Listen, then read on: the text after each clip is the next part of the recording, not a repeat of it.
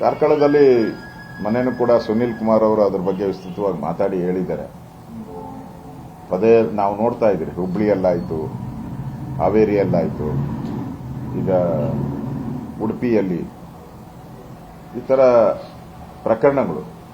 ಒಂದು ರೀತಿ ಇವೆಲ್ಲ ಲವ್ ಜಿಹಾದ್ಗೆ ಲಿಂಕ್ ಇರೋವಂಥದ್ದು. ನೋಡಿ, ಅವ್ರನ್ನ ಪುಸಲಾಯಿಸಿ ಕರ್ಕೊಂಡೋಗಿ ಅತ್ಯಾಚಾರ ಮಾಡಿರುವಂಥದ್ದು, ಅದರಲ್ಲಿ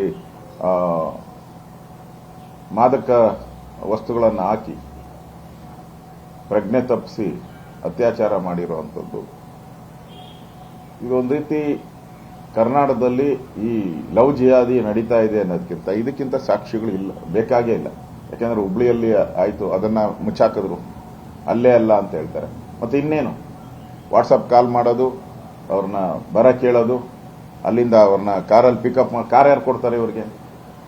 ಇವೆಲ್ಲ ಬಿಗ್ನಾಕ್ಸಿ ಗಿರಾಕಿಗಳು ಇವರೆಲ್ಲ. ಇವ್ರು ಯಾರು ಕಾರ್ ಕೊಡೋರು ಯಾರು? ಇವ್ರಿಗೆ ಕಾರು ತಗೊಳ್ತಾರೆ, ಎಲ್ಲೋ ನಿರ್ಜನ ಪ್ರದೇಶ ಕರ್ಕೊಂಡೋಗಿ ಹಿಂದೂ ಯುವತಿಯರ ಮೇಲೆ ಈ ತರ ಅತ್ಯಾಚಾರ ಮಾಡುವಂಥದ್ದು. ಇದು ಕಾಂಗ್ರೆಸ್ ಸರ್ಕಾರ ಬಂದ ಮೇಲೆ ಲವ್ ಜಿಹಾದ್ಗೆ ಒಂಥರ ಗೇಟ್ ಓಪನ್ ಮಾಡ್ದಂಗೆ, ಗೇಟ್ ಓಪನ್ ಮಾಡ್ದಂಗೆ. ಭಯನೇ ಇಲ್ಲ ಅವ್ರಿಗೆ, ಭಯ ಭೀತಿ ಏನೂ ಇಲ್ಲ. ನಮ್ ತಡೀತಾರೆ ಅನ್ನೋ ಭಯನೂ ಇಲ್ಲ, ಮತ್ತೆ ನಮ್ಮ ಮೇಲೆ ಏನು ಆಕ್ಷನ್ ಆಗಲ್ಲ, ನಾವು ಅಲ್ಪಸಂಖ್ಯಾತರಿರೋದ್ರಿಂದ ನಮ್ಮ ಮೇಲೆ ಆಕ್ಷನ್ ಮಾಡಲ್ಲ, ಮುಚ್ಚಾಕ್ತಾರೆ ಕೇಸು ಅನ್ನೋ ಒಂದು ನಂಬಿಕೆ ಮೇಲೆ ನಿರಂತರವಾಗಿ ಈ ತರದ ಲವ್ ಜಿಹಾದಿ ಕೆಲಸ ಈ ಸರ್ಕಾರದಿಂದ ಒಂದು ಕುಮ್ಮಕ್ಕಿನಿಂದ ಆಗ್ತಾ ಇದೆ ಅಂತ ಅನಿಸ್ತಾ ಇದೆ. ಈ ಲವ್ ಜಿಹಾದ್ ಅಂದ್ರೆ ಕಾರ್ ಕೊಡೋದು ಯಾರು ಅಲ್ಲಿಂದನೇ ಆರಂಭ ಮಾಡ್ತಾ ಇದೆ ಅಂತ. ಇದಕ್ಕೆಲ್ಲ ಪ್ಲಾನ್ ಇದೆ. ಈಗ ಕೇರಳದಲ್ಲಿ ಇದು ಟ್ರೈನಿಂಗ್ ಸೆಂಟರ್ ಇದೆ, ಕೇರಳ ಈ ತರದ್ದು. ಅಲ್ಲೆಲ್ಲ ದೊಡ್ಡ ಇಶ್ಯೂಸ್ ಆಗಿದೆ ಈಗಾಗಲೇ ಕೇರಳದಲ್ಲಿ.